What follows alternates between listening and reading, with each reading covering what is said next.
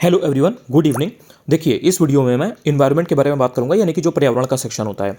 RO ARO 2023 के prelims को निकालने के लिए, पास करने के लिए कंफर्टेबली आपका इन्वायरमेंट का सेक्शन बहुत स्ट्रांग होना चाहिए। आपको याद होगा कि मैंने जब 75 हार्ड डेज चैलेंज चलाया था, उसमें मैंने सबसे पहले आपको इन्वायरमेंट तैयार करवाया था। एंड अगर आप उसके पहले वज्र बैच की भी बात करोगे तो मैंने इन्वायरमेंट को पहले ही तैयार करवाया था। उसके पीछे एक रीजन था, there is a purpose behind that.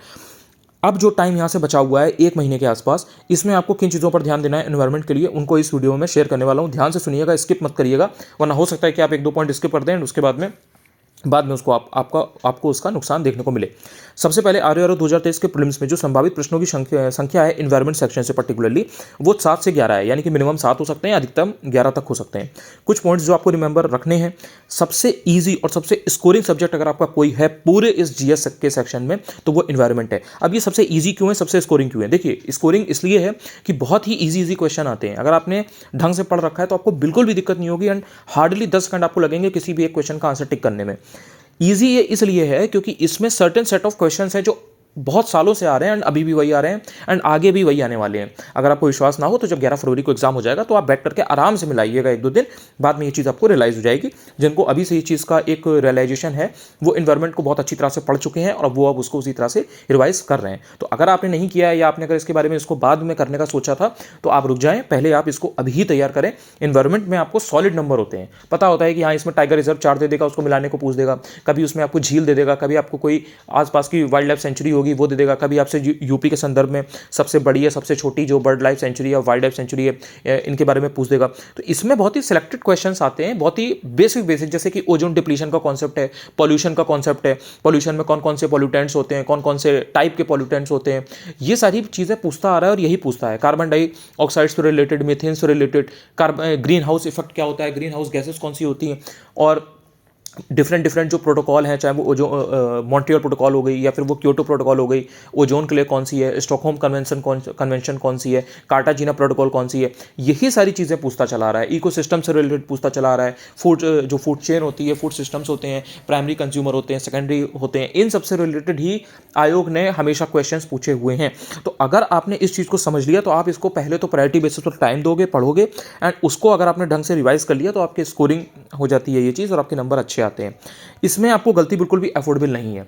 अगर आप इन्वायरमेंट में सपोज 8 क्वेश्चन आए या 7 क्वेश्चन आए, अगर आपने 3 क्वेश्चन गलत कर दिए तो समझ लीजिए कि आपने बहुत बड़ी गलती की। आप सीधे सीधे 10-20 हज़ार लोगों से इसीलिए पीछे चले जाओगे बिकॉज जो सबसे बेसिक स्टूडेंट भी है ना, सबसे जो एवरेज लेवल की जिस कैंडिडेट ने पढ़ाई कर रखी है वो भी इन्वायरमेंट को सेक्शन को बहुत अच्छे से पढ़ के जाता है एंड उसके क्वेश्चन को आसानी से सॉल्व कर ले जाता है। इसलिए आपको ध्यान रखना है कि आपकी जो एक्यूरेसी है वो 90% के आसपास आए। अगर सपोज 10 क्वेश्चन आते हैं तो आपके 9 सही होने चाहिए। अगर आपका एक गलत हो जाता है या आप नहीं कर पाते उसको सही तो कोई बात नहीं, दैट्स मैनेजेबल, लेकिन 90% एक्यूरेसी आपकी एटलीस्ट होनी चाहिए।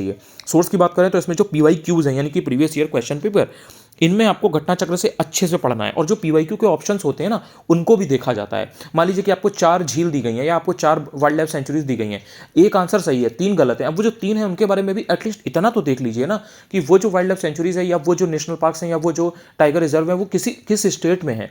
मान लीजिए कि आपसे असम का कोई पूछा गया है या यूपी का दुधवा पूछा गया है, तो उसमें अगर 3 ऑप्शन में कहीं पर जिम कॉर्बेट लिखा हुआ है, कान्हा लिखा हुआ है, सतपुड़ा लिखा हुआ है, तो उनको एक बार देख लीजिए प्लीज़।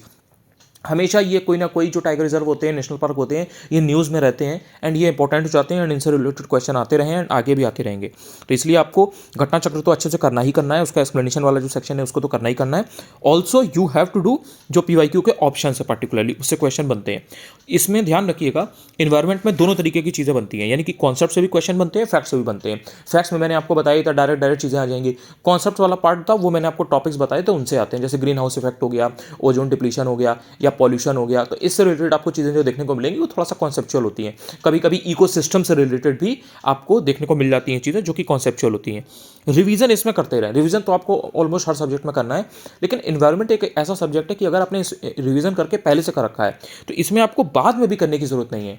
जैसे मतलब एग्जाम के 2-3 दिन पहले, 4 दिन पहले जब आप पूरा सिलेबस रिवाइज कर रहे हैं तो उस टाइम पर आप हिस्ट्री एक बार देख लीजिए, थोड़ा थोड़ा ज्योग्राफी एक बार थोड़ा थोड़ा देख लीजिए, लेकिन इन्वायरमेंट को देखने की जरूरत नहीं है बिकॉज इन्वायरमेंट इज समथिंग कि अगर आपने पहले से उसको पढ़ा हुआ है और रिवाइज कर लिया है तो बाद में ऐसा नहीं है कि आप एग्जाम के 2-3 दिन पहले अगर आपने उसको स्कैन नहीं किया चीज़ों को या फैक्ट्स को स्कैन नहीं किया तो आप भूल जाएंगे। इसके फैक्ट्स या इसके कॉन्सेप्ट्स ऐसे नहीं होते हैं जो आप इतना आसानी से भूल जाओ। इसलिए इसको पहले से अपना एक शेड्यूल बना लीजिए अगर आपने नहीं बनाया तो, और एनवायरनमेंट को जल्द से जल्द खत्म करके और बाद के जो अपने काम है उन पर ध्यान दीजिए कि आप बाद में क्या चीज़ें, कौन कौन सी चीज़ें अपने लिए रखने वाले हैं। आई होप आपको इस वीडियो से थोड़ा हेल्प मिली होगी।